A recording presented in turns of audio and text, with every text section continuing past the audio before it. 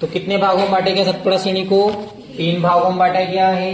इसका जो पश्चिमी वाला भाग है उसको क्या बोलते हैं अपन? क्या बोलते हैं? राजपीपला श्रेणी बोलते हैं। ये कहाँ पे स्थित है? गुजरात और मध्य प्रदेश में। तो जो बीच वाला मध्य वाले भाग को क्या बोलते हैं? महादेव श्रेणी बोलते हैं, महादेव पहाड़ी बोलते हैं। कहाँ पे स्थित है? मध्य प्रदेश में। इसकी सबसे ऊंची चोटी कौन सी है? धूपगढ़ है, जिसकी ऊंचाई कितनी है? 1350 मीटर है। और ये धूपगढ़ कहाँ स्थित है? आपके पचमढ़ी में स्थित है। पचमढ़ी कहाँ पे स्थित है? आपके नर्मदापुरम होशंगाबाद, ये नर्मदापुरम में होशंगाबाद में स्थित है। क्लियर इतना? ठीक है। उसके बाद जो आपका पूर्वी वाला भाग है सतपुड़ा का, उसको क्या बोलते हैं? मैकाल पहाड़ी। वो कहा कौन कौन से राज्य में आएगी? आपके मध्य प्रदेश और छत्तीसगढ़ में। उसकी सबसे ऊंची चोटी कौन सी है? अमरकंटक है। कितनी ऊंचाई है उसकी? 1048 मीटर है। और ये कौन से राज्य में स्थित है? मध्य प्रदेश में स्थित है अमरकंटक चोटी। ठीक है। और यहाँ से कितनी नदी उद्गम होता है? आपकी नर्मदा का होता है, सोन का होता है, जोहिला का होता है और महानदी का होता है। ठीक है। आपसे मैं पूछूं कि सतपुड़ा श्रेणी के उत्तर में कौन सी नदी प्रवाहित होती है? आपकी नर्मदा नदी प्रवाहित होती है। कहां से निकलती है? अमरकंटक अनूपपुर से निकलती है। ठीक है। इसकी लंबाई कितनी होती है? 1312 मीटर। कितनी होती है?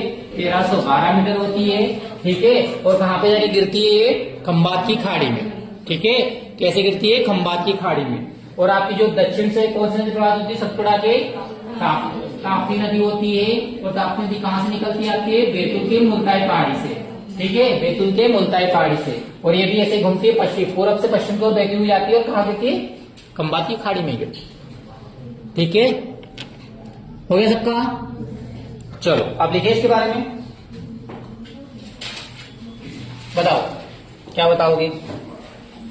सर कुछ नहीं बता सकते हम तो। बताओ विस्तार कौन कौन से राज्य में मिलेगा आपका? इसका विस्तार कौन कौन से राज्य में होता है सतपुड़ा श्रेणी का? सतपुड़ा श्रेणी का विस्तार कहाँ कहाँ मिलेगा आपको?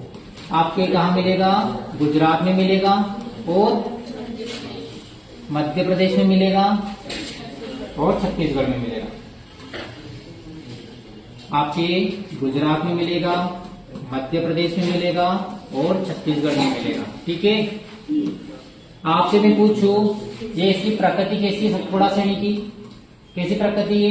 ये आपका ब्लॉक पर्वत है। कैसा पर्वत है?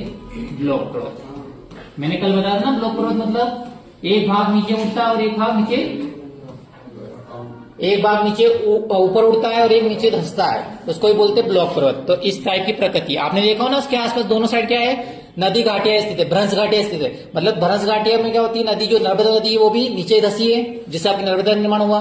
जैसे नीचे उसके दक्षिण में जाओ तो सतपुड़ा श्रेणी के दक्षिण में कौन सी नदी बहती है? ताप्ती नदी, वो भी नीचे धसी हुई है। और जो बीच वाला हिस्सा कौन सा हटा हुआ? आपका सतपुड़ा वाला। तो इस प्रकार से आपका कौन सा पर्वत बनेगा? इसकी प्रकृति कैसी है? ब्लॉक पर्वत। क्लियर है? अब विस्तार हो गया। इसकी सर्वोच्च चोटी कौन सी है? धूपगढ़ है। कौन सी आपकी सर्वोच्च चोटी? कौन सी आपकी? धूपगढ़ है, जो कहां पे स्थित है? आपके पंचमढ़ी में स्थित है। इसकी ऊंचाई पूछो तो कितनी है? 1350 मीटर है। कहां पे स्थित है? ये पंचमढ़ी में स्थित है। पंचमढ़ी कौन से जिले में स्थित है? आपके नर्मदापुरम में स्थित है। नर्मदापुरम कौन से राज्य में स्थित है? आपके मध्य प्रदेश में स्थित है। इतना ध्यान रखना। ठीक है। तो ये हो गया आपकी सर्वोच्च चोटी। और क्या लिखोगे यहाँ पे? बताओ। आपको यही इतनी ध्यान रखनी, इतनी चीजें इसमें।